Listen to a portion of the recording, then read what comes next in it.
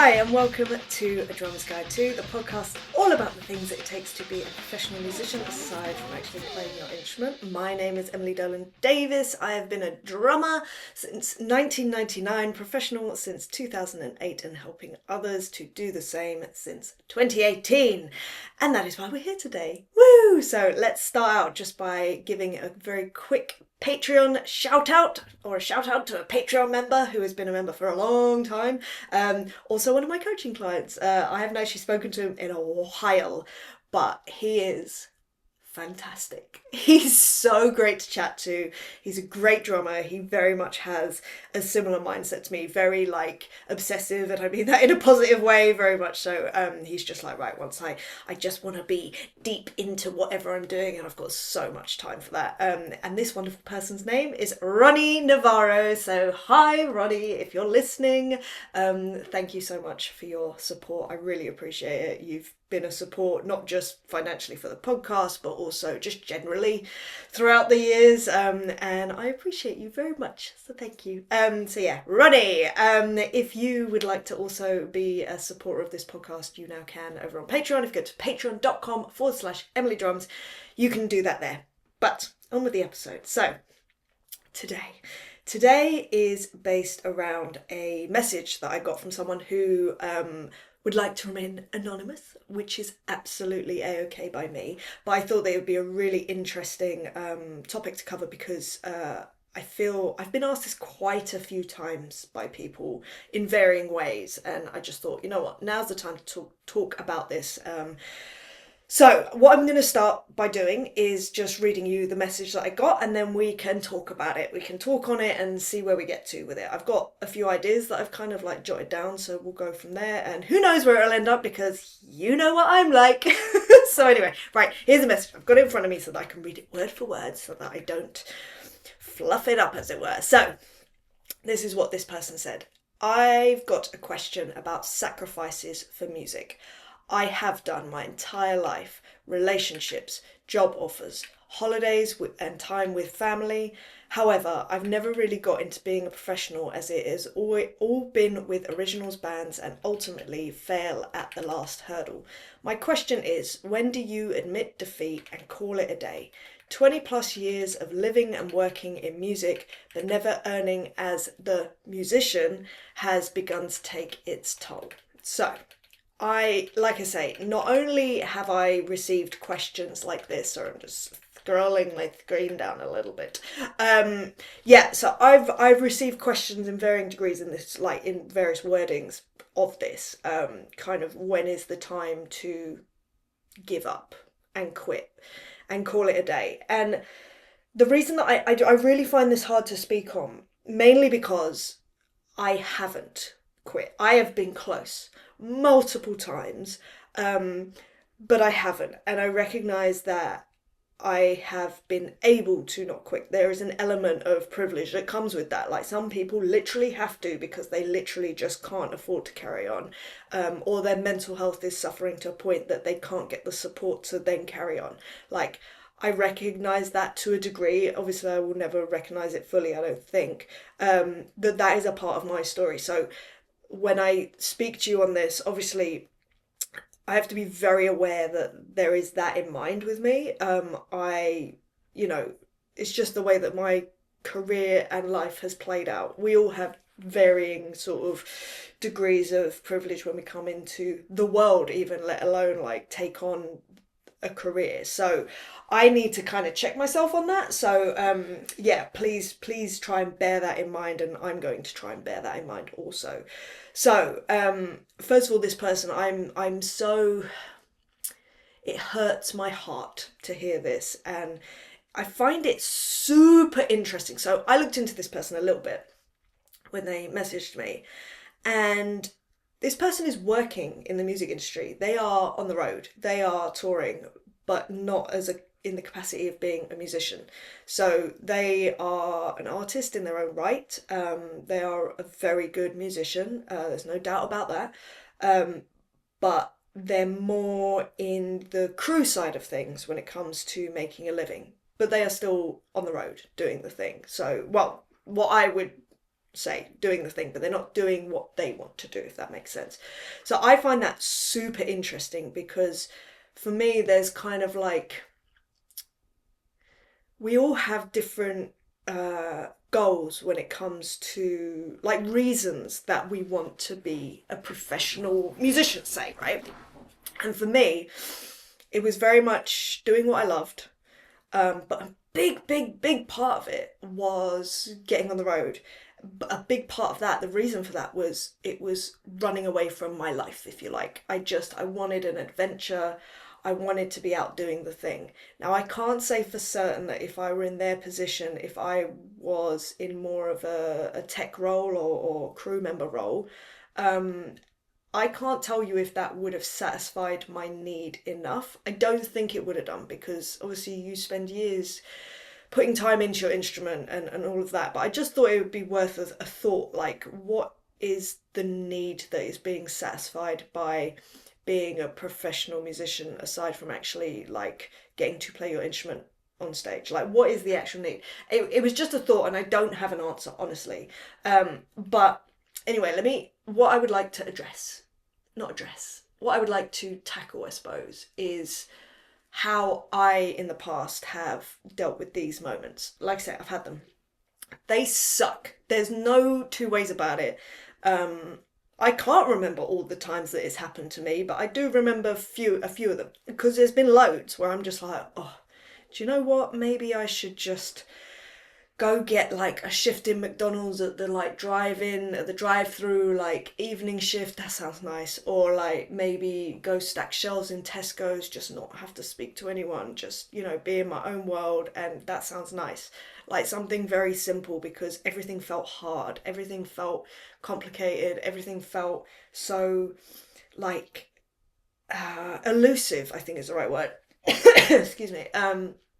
You know, there was no, because there's no trodden path, because there's no, if you do X, then you'll get Y. It just isn't how it happens. It's not how it works because it's all about, I mean, it always is in life anyway, but it's all about interpersonal relationships. That's what having a career in this industry is at the end of the day. That's what it comes down to, baseline.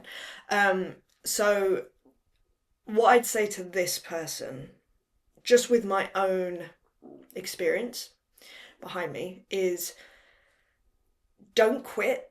Like, I mean, this person is 20 years in, so I'm sure that you've had many times where it's like, you know, I want to quit, I want to quit, I want to quit, and you don't. So I'd say, right, don't quit again, but maybe like take a break. Certainly take a break, like, and whether that be a day, a week, a month, if you are able. And again, I say this from a point of, you know, there is an element of privilege that comes along with being able to take a week off from working to reassess. But any amount of time, if you can, even if it's just a couple of hours, like over multiple days, where you go out walking in silence, take a break and just really analyze, like, what is the goal? Why is the goal? I think is a really good thing. And then define the weak spots, like what is missing. Because I think in our heart of hearts, we really, I'm just thinking about myself here, we really do know what the weak spots are. We know what we're avoiding, and we're doing everything to circumvent facing those things that we're afraid of or we don't want to address. And my stomach is going crazy right now. I'm suddenly very hungry. I know from my experience, I can still feel and remember very specifically the things that I was doing, and I'm talking all the things, to avoid just one very simple thing that I found incredibly terrifying. And for me, that was, I say one thing like as if it's simple, but it's a global thing, and that was actually talking to people and actually being around people and actually playing with people. Like just people scared the bejesus out of me. To a degree they sometimes still do, but I'm much better than I was back in the day. Excuse me. But yeah, so I'd say I think the first thing to do certainly is like defining the goal, I think, is such an underrated part of all of this, because the number of people that I speak to, like when I do these discovery calls, say when I'm maybe starting to think about, or when someone's thinking about working with me, the first thing that I will ask them, or one of the first things, is like, what's the goal? What's the vision? Like, what is success? What, when you know that this has worked, what is your life going to look like? And I would say, oh, probably 60, maybe 70% of people sort of go, oh, I don't know. Like, it's more of a general goal. I want to make music, make money from music, right? That's usually the general goal. And I'm like, no, but what is how? Like, what is the day to day? What does that look like for you? Because someone that wants to be on the road touring, as a session musician, looks very different to someone who wants to be on tour as part of a band, being a band member. And those two people look incredibly different from someone who wants to be doing studio sessions. And then there's someone else who wants a combination of all of this plus teaching, because they like having variety and they like being, they like a balance. All those goals are completely different, with completely different ways to approach them. And so they should be, because there is no one way. It's a very creative process, defining your life, like how you want your life to look, and then getting there. It's something that I love. I love like helping to define goals with people, but then also sort of getting creative with them, like, oh, have you thought about this? Maybe we could try this, how about that? And just watching it grow and watching it evolve into something that is uniquely that person's. And again, I know this because I have created this life that I currently live, which is so uniquely mine. I really don't know anyone that has had the journey that I've had, maybe little elements of it, certainly, but not the combination that I have and the skills that I've acquired over the years. I don't know anyone that has, and I don't say that to be, look at me, I'm just saying they're very unique, because trust me, don't nobody be sitting here being like, oh, look at me, when I'm like, look, I really know Keyboard Maestro. I know how to do like really advanced macros. That is not a cool thing. I find it cool. I love it. I find it very, very useful. But on the outside, you're like, dude, really? And how does that relate to having a career in music? Well, maybe for you it doesn't, but for me, it works. So anyway, defining the goal, I think, is the crux of this. First of all, when you step back, you take a break, you just go, right, wait, what am I aiming for? Let me check. Because sometimes, the other thing, we're striving for goals that we made when we were teenagers. For years, I was striving for a goal that I'd made when I was 14. And let me tell you, a mid 20-year-old, 20-something year old, striving for a teenager's goal, bit weird, not gonna lie. But I just never thought about it. And I was like, oh, that is, it's based on a 14-year-old's idea of not just success, but what life is, what life looks like. And it's, what I found was, it was very simplistic compared to, life is complicated, it is. And I think leaning into that, rather than trying to make life simpler, which I still try and do, so I need to have a word with myself, honestly. And I am trying to not do that.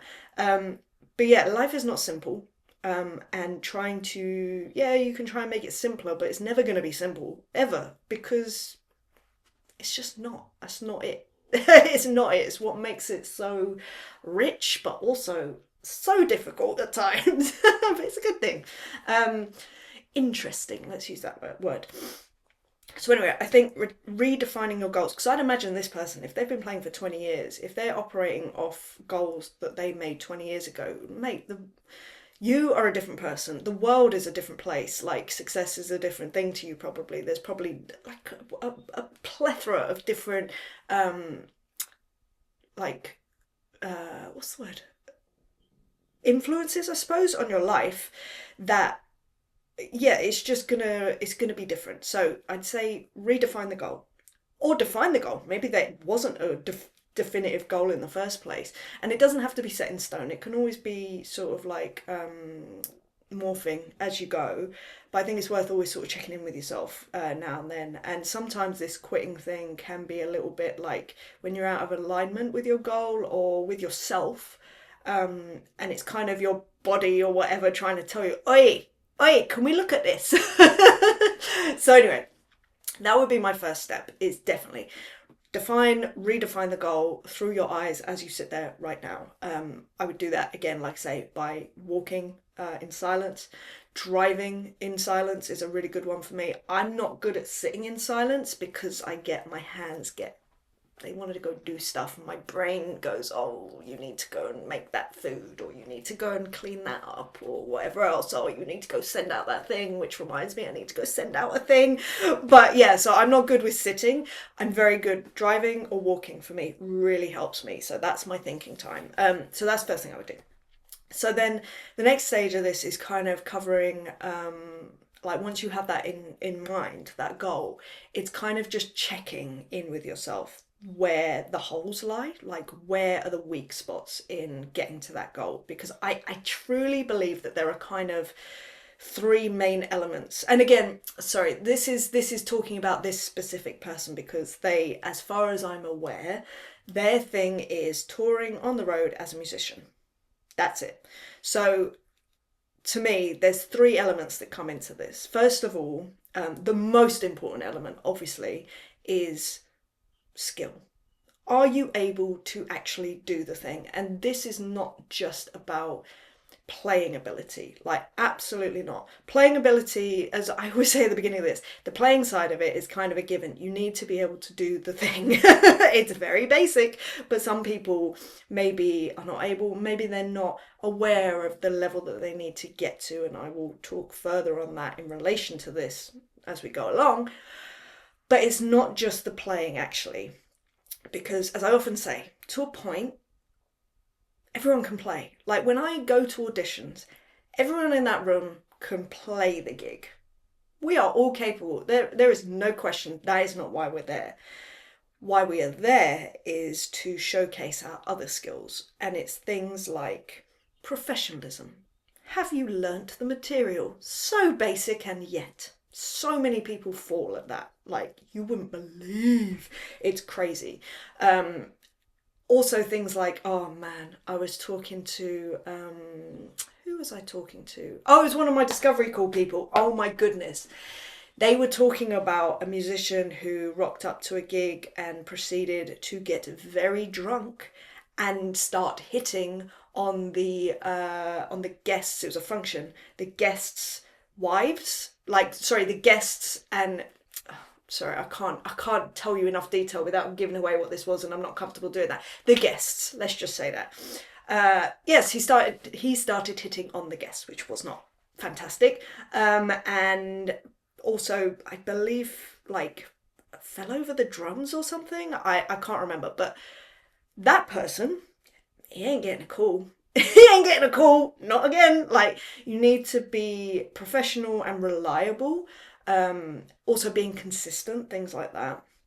In things like, consistent in learning songs, turning up to gigs. I was going to say on time, but just turning up generally. And, just being like a cool person to be around. And I don't mean cool like, oh, be cool. Like, be yourself, but don't be an idiot. Don't be an idiot and be professional, essentially. So yeah, I'd say that is a good sort of starting point. So the actual skill side of things. Again, if you don't know where your skills need to be, what level they need to be at, I do a number of things, which is maybe ask someone that is doing what you want to do and ask them for their honest feedback. It's very hard to give negative feedback, I think, especially as creatives, because we're so harsh to ourselves, and I think it's very hard to be what we would seem to be harsh to others. I know I struggle with that very much. I think there's a way that you can do it constructively, but maybe ask advice of the level of what is needed. Maybe send them a video of you playing and ask for some constructive feedback. What do you feel I could work on to improve where I want to be? All that sort of stuff. And then, as I will always say forever and forevermore, is record yourself and listen back. And that's not just audio wise, that's also video wise. So you can work on things like your performance and all of that. So that is kind of the skill level of stuff. The second area to kind of look at is live. And again, I come back to this was what I was avoiding. And it wasn't live playing for me. I loved playing so much. For me, it was the social aspect. I was trying to circumvent having to actually have human contact with people, even though I wanted to be on tour playing with people in a human way and emotionally and all of that. And yet I really just struggled so much with making contact with humans. It sounds ridiculous as I say it, but it's how it was. So yes, the live aspect, because again, you can have all the skills in the world and be the best player in your own bedroom, as my dad would say, but if you're not out playing live, it's worth nothing. It really isn't. And that's not just visibility wise, but there is a massive difference between being good in a practice room versus being good on stage, because again, it isn't just about playing ability, it's about performance, it's about locking in with other musicians. Again, it comes down to the social aspect of, like, you know, connecting with people, and that's not just the people on the stage, that's the people in the audience as well, and respecting that sort of that relationship with the people in the audience. I'll never forget, do you know what, I was thinking about this the other day. I did this drum clinic once down in South London, and I was chatting about I don't even know what I was chatting about, but there was some guy in the audience who thought he was being really funny and said something along the lines of, oh, well, do you know what? I can't even remember what he said. It just really annoyed me. It was basically saying, oh, what if the, like, he said this in a narky way. It was like, what about if the audience are really rubbish or something? Like, really blaming the audience for not being enthusiastic enough or not enjoying it enough. And I was like, mate, what? To me, that's a you problem. I didn't say it like that, but here's what I was thinking. I said this in a much more diplomatic way, I think, I hope. I don't care, actually, because he was so rude the way he asked it as well. But I was like, mate, that's just telling me that you are not doing your job. You need to be more entertaining. You need to be more engaging. You need to be doing a better job at playing your instrument. That's all that tells me. Why are you blaming the audience? You're there to entertain them. Like, what is this? So I think things like that, strange, like ways of seeing things, certainly. But yeah, you're there to provide a service of entertainment. It's very easy to kind of, and I find this with myself, or did, maybe still occasionally, but when you start getting insecure, and that's all that this came down to with this guy, by the way. I will say that, and I recognise that, but at the same time, ask your question in a nice way. There's no need to be all aggro, but yeah, like when I get insecure when I'm playing, I go very inward and I go very meticulous, like in noticing every little note that I'm playing. And then, you know, that thing where someone says, oh, just walk down there naturally, and you suddenly forget how to be a human and walk. I feel that with my drumming, where I'm just like, oh my god, I'm suddenly very aware of what my fingers are feeling like on these sticks, and why am I not loose, and what's happening with my little finger, and why am I not like relaxed, and oh, stress.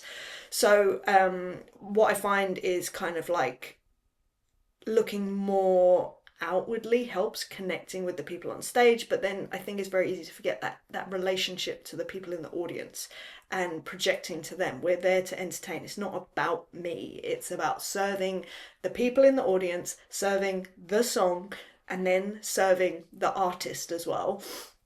Obviously, if it's a covers band, then kind of, yeah, serving the band. Like, we're there to also serve each other. It's not about you. It's really not. If you want it to be about you, fine, be an artist. That's fine. Go do your thing.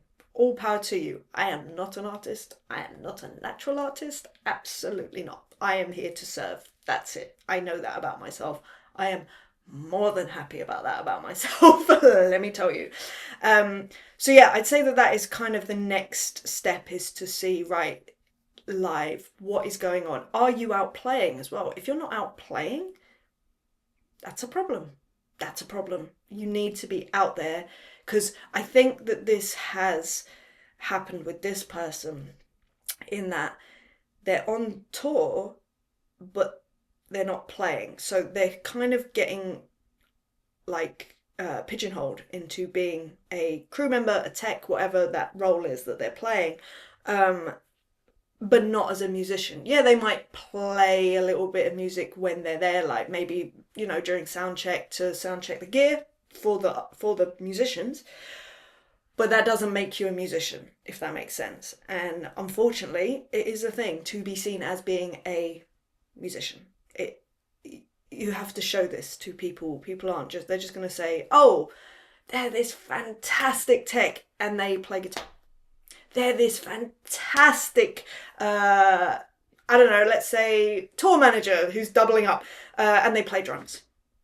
They happen to play drums. Like, not a thing. Like, it's not a thing. I think you have to project yourself. And I'm not saying to this person, get off the road, because you're earning a living. That's your living. Fine.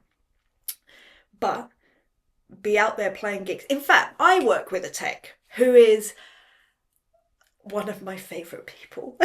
I miss him.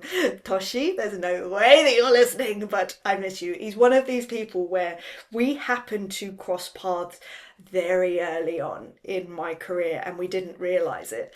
But then as soon as we met each other again years later, like probably the last time I saw him I was 18, and then when I saw him again I would have been 30, I don't know, 35, 34 maybe. And I looked at him and I'm like, dude, I know you. How do I know you? And he was like, I know you too. And anyway, we worked it out. Both on the Camden circuit, back a day. Love that guy. So anyway, he happens to be one of the most fantastic backline techs ever, that I've ever worked with. And that's not just in his skill, but in his personality. He is wonderful to be around. I just adore this man. I adore him. I miss him. He's fantastic. But also, he is a bass player in a band. And I'm like, he is a fantastic bass player. He is in a punk band. He knows how to perform. He is equally those things. They are two versions of the same person to me, and they really are. But it's because he is in a band. He is playing live. He is presenting himself as a bass player, as part of a band in that punk scene. And that is amazing. And I can see him in that duality. So I wonder if this person is not presenting themselves as a live player, as a musician that they want to be seen as. And again, this comes down to life. But this brings me on to my third sort of main point. And this is sort of utilising the socials, online presence. Now, I know it's a pain for a lot of people. It really is. It is part of our job now. It is. And if you can see it as a beneficial thing, a positive thing, trust me when I tell you it will change the trajectory of your career, of everything that's going on. And social media is one of the most powerful ways to present yourself exactly as you want to be presented. And currently, when I looked at this person's social media, they are very much projecting as a crew member on the road that happens to play an instrument. And I think that if they can pivot into projecting more of, I am a musician, and who happens to be on the road, just change the balance, I think is the right thing. And if I were in their shoes, what I would do, and in anyone's shoes that is trying to project themselves in a certain way, and again, this is all going to be in relation to the initial goal that we defined, but we're going to talk in terms of this person because that's who we're talking about. I personally would get loads of footage of me playing on gigs, for sure, to project, I am a live musician, I play live gigs, this is how I play, this is how I perform, hire me. It's just giving people enough information, this person looks like they know what they're doing, they can do the job, they're a great player, let's go.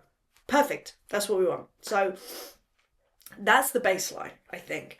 The next part of it is also showing personality, because as I've already said it in this very episode, in fact, when you come into audition situations or where someone's looking for a musician, there will be a pool of people, everyone can play, that's not the thing. The thing is personality. and along with all the other things I spoke about, professionalism, you know, how you conduct yourself, all that. But personality is the thing that will get you the gig, I believe, because that is my experience. And it is also the thing that will not get you the gig. And it's not about being a people pleaser, which recovering people pleaser here, very much recovering, still recovering, will continue to recover, but doing a good job, I feel. Yeah, it's not about it, being a people pleaser and being the perfect personality. It doesn't exist.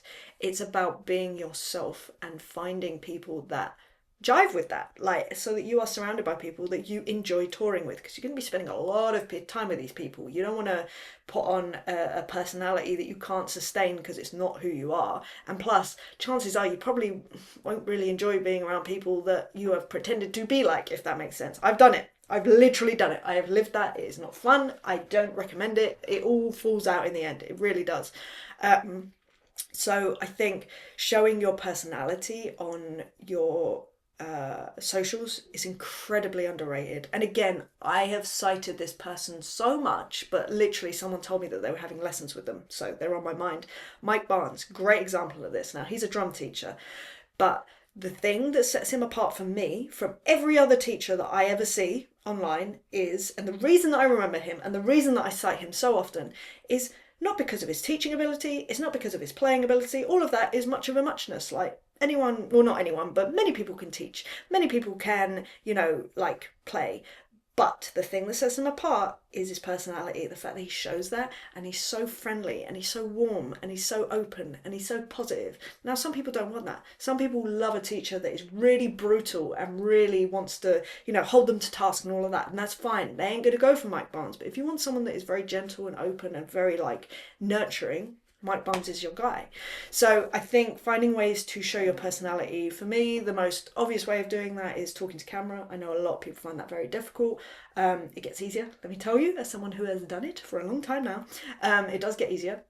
But I think that that is a really, really massive part of it. And then if you can also sort of like project your professionalism, like, you can do that by showing your process of how you're learning songs for something, for instance. And again, I do this on something like your story, so it's a little more like fleeting. But yeah, showing your professionalism, you know, by, I don't know, there's a number of ways that you can kind of project that and show that. And also things like when you're playing, again, there was someone that I was speaking to recently about this.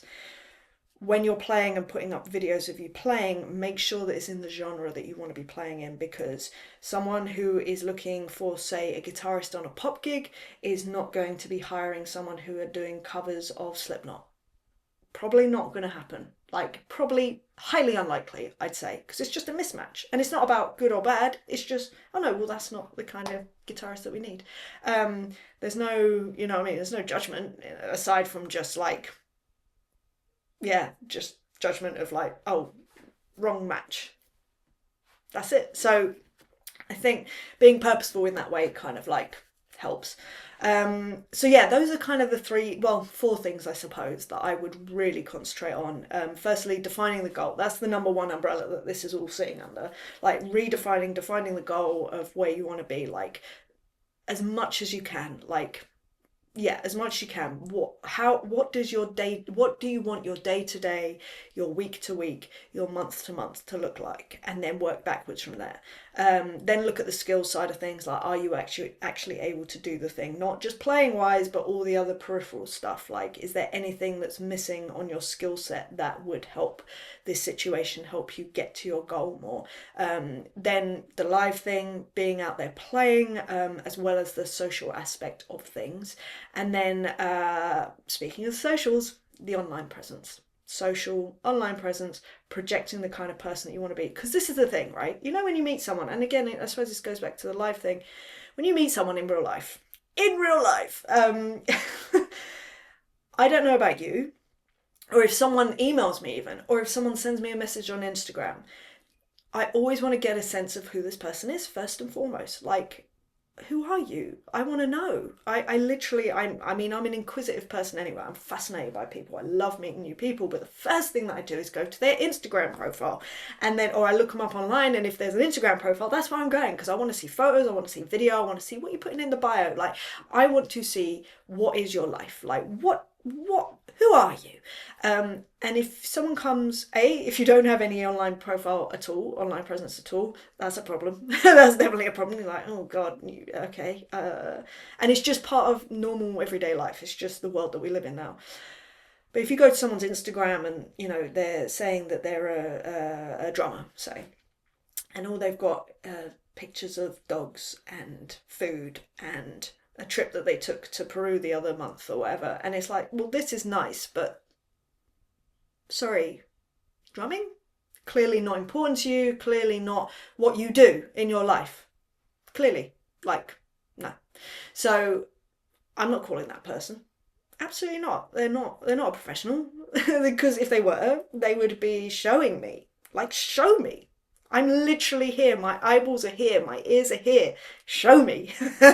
So I would say that those are the kind of the 3/4 components that really need to be in place. And then I think also this comes back to the initial thing of this idea of your goals in terms of this person is wanting to be seen as being a musician on tour.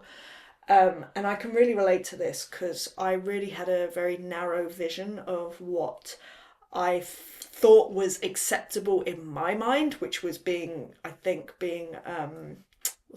informed by people around me of what, being a successful musician or successful drummer looked like to me. And for me, it was things like saying absolutely no, and absolutely not to any opportunity that wasn't on a traditional sit-down kit. In terms of, it could be electronics as well, but it had to be on an acoustic kit, the end, no negotiation. Absolutely not. Anything offering a percussive role, nope, absolutely not. Anything that was pure electronics, nope, absolutely not. I'm trying to think what else. I don't know, those are the two that come to mind. But it was only when I started expanding my own restrictions of what being a drummer meant to me that opportunities came up that then forwarded my career. I'm not saying that you have to indulge those long term forever, but just giving yourself a little bit more wiggle room can really be useful. So for me, the first time that I actively remember kind of loosening my grip on the term of what being a drummer meant to me was the Hours. So that was my first professional gig in 2008, and there was already a drummer on the gig. This is the other thing. I must be the only drummer. No, there was another drummer on the gig, and I was given a setup that was essentially an acoustic kit that's standing up. There was a little bit of percussion involved, but it was mainly it was a kit without a kick drum, basically. That's what it was. And initially I did have some resistance to that, but I recognised the potential of what I had in front of me. And I was like, all right, I need to get over myself right now. So I went and did that. And that is to me, that was the turning point. 100%. That is where my career started, on that gig for that year and a half. The shows that we did, the contacts that I made, the exposure that I got, the experience that I got more than anything. I should have put that first. The experience that I got on that gig was life-changing. It really, really was. And then things just kind of moved on from there. And even to this day I still allow myself that kind of flexibility. When I was working with Howard Jones, that again, and bless him, he even said to me when it came to me, he was like, look, just so you know, I know you're not a percussionist. And I was like, I appreciate this already. But he was like, but because he already had a drummer, Jonathan Atkinson, and you know what I mean? And Jonathan's my friend as well.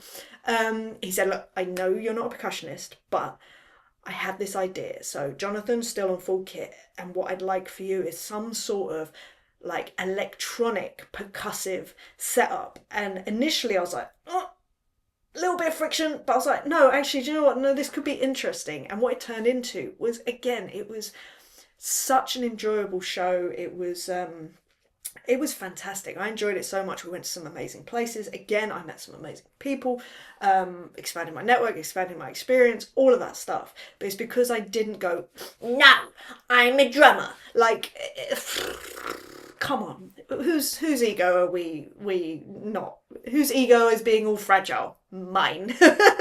So I think it's really good to kind of maybe look at expanding the definition of what your goal is, what your role is, what your identity is. Because this is the other thing, we all have our identities that we hold on to, and when that changes, that can be very jarring. It can be very difficult. So yeah, I think just loosening and pivoting slightly into a different area might be useful for sure. Just to kind of, but it has to be adjacent to what you're doing or related to what you're doing. Because, like I say, this person, unfortunately, they're in the crew, if you like, definition of touring, and it's very hard to see.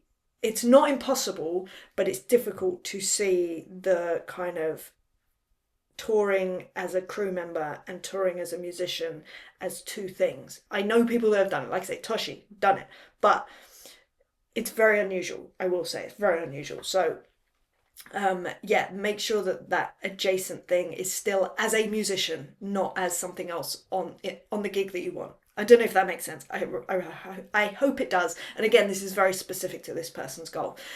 So anyway, I shall leave it there, I think I've spoken enough. But if you have enjoyed this episode, please do feel free to like, share and subscribe. Thank you again to this person for their question.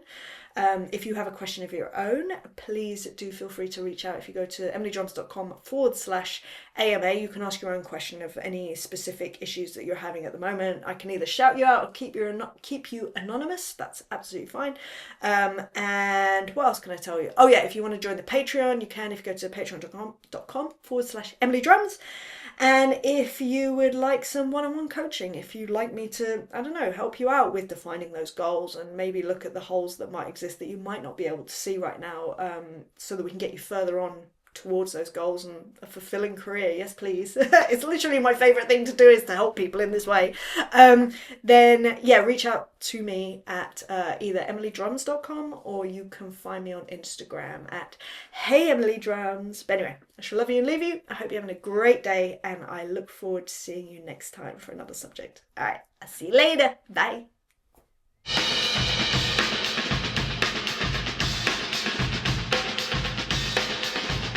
It's almost done.